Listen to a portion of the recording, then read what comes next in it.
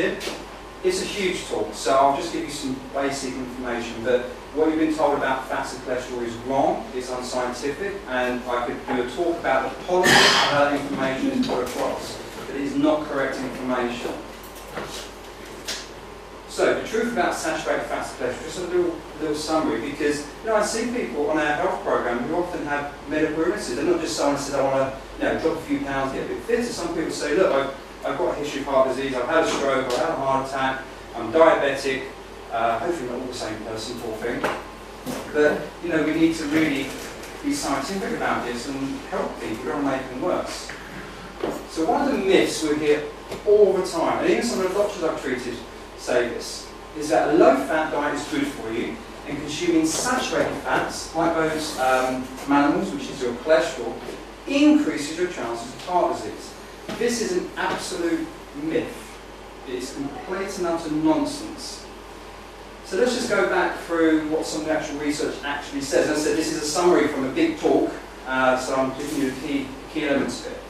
The first outbreak of heart attacks occurred in the 1920s, and it was linked to the hydrogenation of fats and oils in vegetable oils and margarine. Prior to this, heart attacks as well as cancer, autoimmune and degenerative diseases were very, very rare. Very rare. By the 1950s, so 30 years after, so 1920s it was rare. Do you know the ECG was something like 20 years with no patent? So it wasn't necessary. It's a very small percent of people who had heart disease. And it was probably your true genetic problem.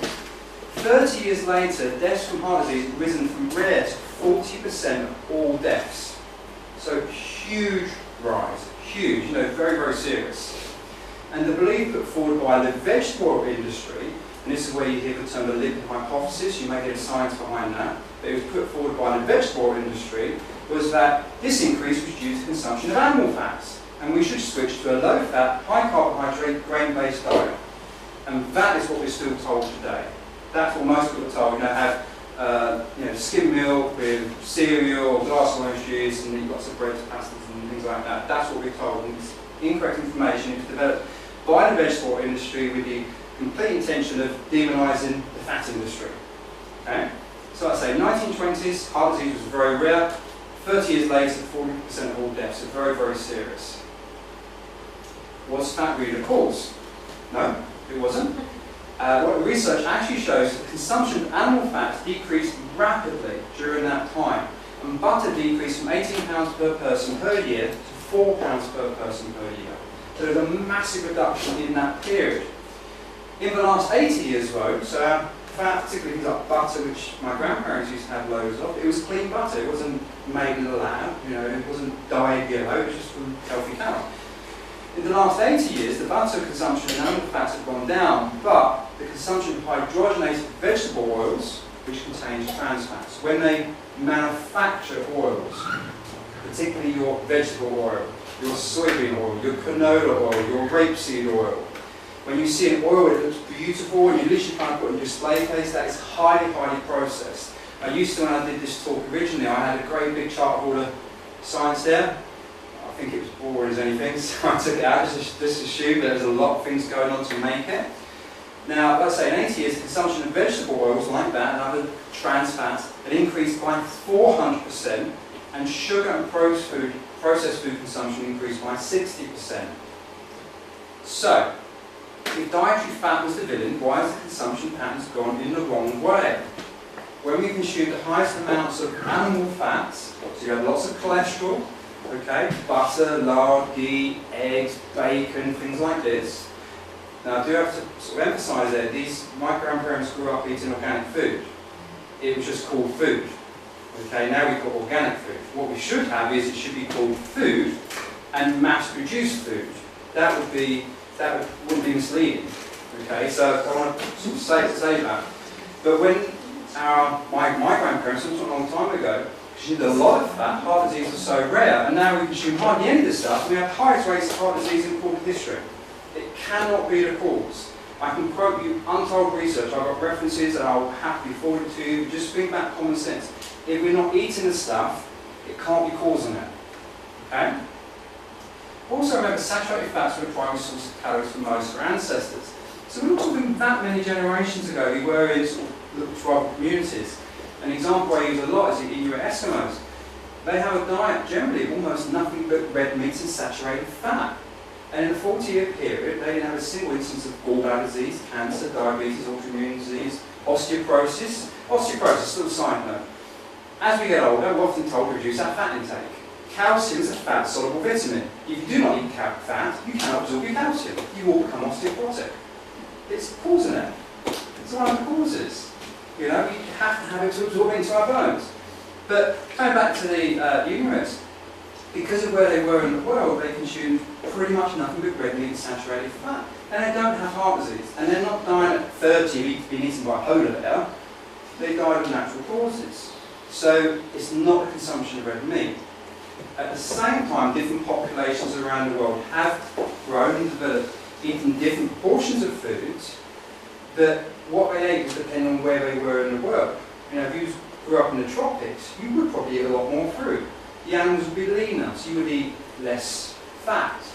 And like I say, the Inuits wouldn't have a lot of tropical fruits. So there are some differences, but you can see the consumption of red meat and saturated fat is not the cause of heart disease. Now this is one of the things that I like it when patients come to me and say, oh, I heard this report, or I read this article, or I saw this program, and they say, you know, this causes this. One of the things deliberately, in my opinion, happens is they often mix studies. So you'll hear of something like red meat causes cancer. And I'll do my best to look up the study. And most of the time they're a feedlot study, which is when animals are raised in really inhumane conditions, given hormones, antibiotics. You know, cows should be eating grass. They shouldn't be eating plastic chips and all sorts of things which are legal in different countries. When you eat that meat, it's poisoned meat. Yeah, that will cause heart disease. You know, if you've all had water, I can assure you it's good quality water, so don't be worried. But if I poisoned the water, would you say, don't go around drinking water? You would say, no, the water's been ruined, it's been poisoned. But we do this with the meat, and what the media often do is say, don't eat red meat. And around is what I say, you should say, don't eat processed red meat, because that is really unhealthy for you. It's not the red meat, it's what they do to it. The other things often, which doesn't make sense to me, is they don't separate saturated fats. Let's say they do a study on butter. They'll mix it, the weak results, with those of trans fats from vegetable oils, and say saturated fat's bad. It makes no sense. You're testing two different things at the same time and dumping it all on one. It makes no sense. You know? Research also shows, so we're trying to keep it a little bit about weight loss and from dieting perspective. Interesting thing, research actually shows that those who eat the greatest percentage of fats in their diet as saturated fats tend to lose the most weight. A couple of real basic reasons. Again, talking about quality saturated fat, so you get nutrition, you don't get toxins and stuff. But fat makes us feel full. Yeah, if I said eat a great big bowl of lettuce, really stuff it down, you often will say I feel stuffed, but I'm still hungry. Okay? Try that with like a half a stick of butter, you couldn't get through it. The body, it's one of the things which makes us, exactly, you just couldn't eat that amount. The body says, what are you doing? You're eating a whole cow. So fat does control how much we eat. Other things as well is it gives us a lot of nutrition. In the stomach there are receptors to actually determine the nutrient content. So if it's low in nutrient content, we tend to eat more. But the body says keep going. So when actually you test on people, but generally you're in the, you've got your obese range and more obesity and stuff, generally the higher up that range, the more they're actually getting diseases of malnutrition. They're actually dying of malnutrition, they've got plenty of calories, eating big, but the body says you're not going to put in this, vitamin that enzyme, this mineral, so the body says keep eating. That's one of the reasons why people overeat, is they're not being satisfied and haven't got enough nutrients.